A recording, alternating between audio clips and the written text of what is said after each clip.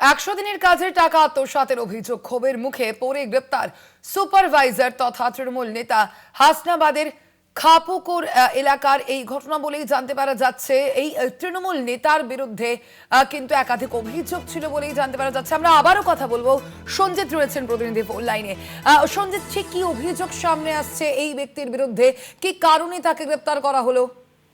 দেখো, উত্তর চব্বিশ পরগনা হাসনাবাদ গ্রাম পঞ্চায়েতের যে হাসনাবাদের খাপুর এই সুপারভাইজার গৌতম বৈদ্য, তার বিরুদ্ধে তৃণমূল সুপারভাইজার ছিল।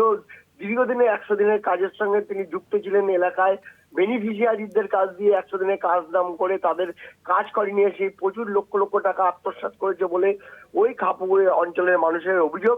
ইতিমধ্যে তাকে ঘিরে এমন বিক্ষোভ দেখিয়েছে তার বাড়ি এবং জায়গায়, যে অফিসে খাপুকুর এলাকায়। তারা বলছে অবিলম্বে এবং তাকে আটক করে রাখে। ঘটনাস্থলে পুলিশ যায়, তারা পুলিশ ওই সুভাষ বৈদ্যকে অর্থাৎ গৌতম বৈদ্যকে তারা গ্রেপ্তার করেছে পুলিশ। ইতিমধ্যে তাকে আজ থানায় আনা হয়েছে, আজ বরিশাল মহকুমা আদালতে তোলা হবে। এই গৌতম বৈদ্যর বিরুদ্ধে যে অভিযোগ, যে 100 দিনের যে কাজের টাকা দীর্ঘদিন ধরে বেনিফিশিয়ারি যারা কাজ করেছেন, যেসব উপভোক্তা, তাদের টাকা না দিয়ে এবং তাদেরকে খাটিয়ে নিয়েছে, সেই টাকা আত্মসাৎ করেছে।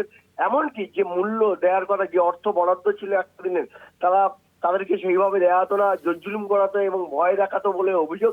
ইতিমধ্যে গৌতম বৈদ্যর সঙ্গে আরো কেউ জড়িত আছে কিনা সেটাও খতিয়ে দেখছে তদন্তকারীরা।